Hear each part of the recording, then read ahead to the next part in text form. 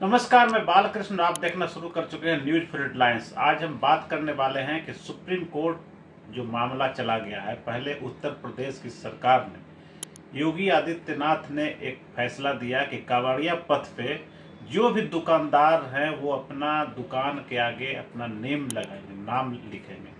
और इसको लेकर सरकारी आदेश जारी करने के बाद कुछ लोग चले गए सुप्रीम कोर्ट, और सुप्रीम कोर्ट ने इस पर रोक लगा दी। हम आपको बता दें कि इस मामले को लेकर बीजेपी के सहयोगी दल ने भी ऐतराज जताया था और बाकी अन्य दलों ने भी इस पर ऐतराज जताया था। लेकिन अब जब ये मामला सुप्रीम कोर्ट चला गया है तो आगे क्या होगा? क्या सरकार उस आदेश को वापस लेगी या फिर आगे क्या होना है? हम इसी टॉपिक पे बात करेंगे। मेरे साथ हैं जन अधिकार पार्टी के पूर्व प्रदेश अध्यक्ष राघवेंद्र कुशवाहा जी, और हम सीधे इनसे सवाल करेंगे, क्या लग रहा है कि जिस तरीके से सुप्रीम कोर्ट ने आकर इस मामले में इंटरफेयर किया है, रोक लगा दी है, गहरा झटका लगा है, इस फैसले को आप कैसे देखते हैं? बिल्कुल, ये तो बिल्कुल संविधान विरोधी फैसला था।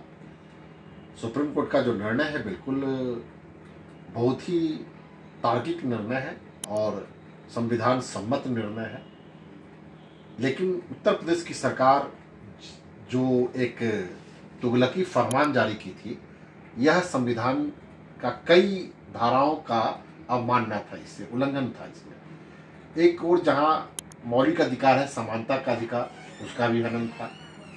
एक और दूसरी हमारे संविधान के प्रस्तावना में, प्रियम्बल में लिखा हुआ धर्मनिरपेक्ष राष्ट्र है हमारा, वहाँ भी हमला था। इसका अर्थ क्या था? उनका अर्थ यही था कि हम नाम लिख दे जिससे उसके धर्म का पर्दाफाश हो सके। ये व्यक्ति ये चीज़ बेच रहा है तो वहाँ हिंदू अगर लेना चाहे तो ले, नहीं लेना चाहे तो नहीं। कहने का मतलब कि कांवड़िया पथ पे किसी भी अन्य समुदाय, मैंने उनका टारगेट तो मुस्लिम था, बिल्कुल मुस्लिम समुदाय की राजनीति केवल कोई सामान न बेचे और न दुकान लगाए, कि किसी तरह के कोई दूसरी बात हो। आप बताइए ना बालकृष्ण जी, ये बताइए कि कोई अगर मोहम्मद अफजल अगर बेचते रहेंगे केला, तो क्या वो केला अगर कोई आदमी खा लेगा हिंदू, तो क्या वो बीफ बन जाएगा? क्या वो मुर्गा बन जाएगा? क्या वो मीट बन जाएगा? क्या कि केला केला ही रहेगा?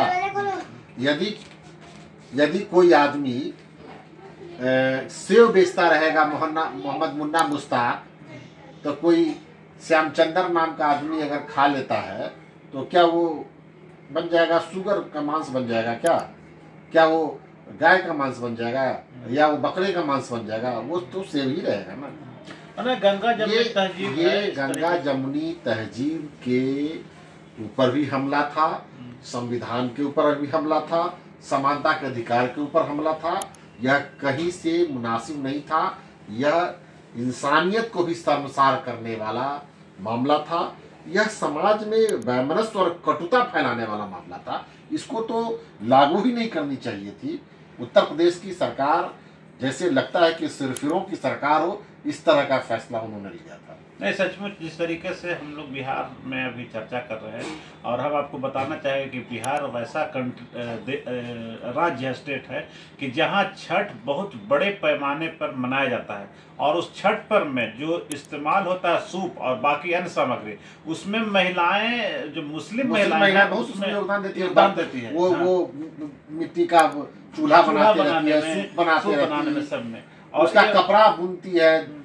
ज्यादातर जुलाहे लोग कपड़ा बुनते हैं, वही साड़ी पहन करके महिलाएं, कई महिलाएं छठ करती हैं, कई महिलाएं छठ करती हैं, छठ करते देखी जाती है। और आप अयोध्या में चले जाइए ना, आप अयोध्या में चले जाए तो एक सिरे से आपको पूरे मुस्लिमों की दुकान मिलेगी, और वो फूल माला ये सब बेचते रहते हैं, मुकुट। इससे वहाँ का रोजी व्यवसाय चलता है, जीविकोपार्जन है वहाँ के लोगों का। फैजाबाद के मुसलमानों का तो राम मंदिर के कारण आजीविका चलती है। और मुस्लिम का भी बहुत सारा पर्व है, मुस्लिम का पर्व है जिसमें सेवाई वगैरह हिंदू लोग बनाते हैं। बहुत सारे मटेरियल जो है हिंदू के यहाँ से बनकर जाता है, और लोग एक दूसरे के पर्व में शरीक होते हैं। फिर इस तरह का फरमान जो है अपने आप गलत था। और ये जो सुप्रीम कोर्ट का फैसला आया है उसका हम लोग बहुत स्वागत करते हैं, और ये करारा तमाचा है उत्तर प्रदेश के मुख्यमंत्री के गाल पर कि संभल जाइए, नहीं तो इससे भी ज्यादा जोरदार तमाचा लगने वाला है। अच्छा, ये क्यों इस तरह का कदम उठाया जबकि अयोध्या में इन्हें हार का सामना करना पड़ा है? बद्रीनाथ में भी हारे हैं, अभी हारे हैं। बताइए, इसके बावजूद वहाँ इस तरह का माहौल बनाते हैं और उस पे ये नहले पे दाला मारते हैं कि आप कवड़िया पद पे नहीं दे सकते हैं। तो कहीं ना कहीं ये ये लोग थेथराई में पीएचडी किए हुए हैं, इसलिए कितना भी हारेंगे लेकिन मानने की तैयार नहीं होंगे और ये थेथराई करते रहेंगे। और दूसरी तरह इनके सहयोगी दल हैं, सिर्फ उसका विरोध करते हैं लेकिन मजबूती से विरोध नहीं करते हैं, मजबूती से बातों को नहीं रखते हैं, कड़ाई से मतलब इस बात का बाइकआउट नहीं कर रहे हैं, चाहे चिराग पासवान हो, बाकी तो जेडीयू के लोग हो। बिल्कुल, ये लोग भी जिस तरह से अपनी चीजों का जोरदार तरीके से मुखालफत करनी चाहिए उस तरह का मुखालफत नहीं कर पाए। ठीक जिस तरह से अभी देखिए ना, आज ही सदन में क्या हुआ, सदन में मंत्री ने जदयू के सांसद के बयान पर प्रश्न पर जवाब दे दिया कि बिहार को विशेष राज्य का दर्जा नहीं मिल सकता है। तो अब समझ लीजिए इसी बात से लेकर के कि अब ये लोग का पहले से डिमांड था, बिहार के मुख्यमंत्री और अन्य लोगों का जो भी सदन में एनडीए सरकार को समर्थन दे रहे हैं, सब लोगों का एक सूत्री मांग था कि बिहार को विशेष राज्य का दर्जा मिलना चाहिए। लेकिन सदन में मंत्री ने साफ जवाब दे दिया कि बिहार को किसी भी हालत में विशेष राज्य का दर्जा नहीं मिलेगा, ये कानून सम्मत नहीं है। तो अब क्या इन लोगों को तो मुंह की खानी पड़ गई फिर?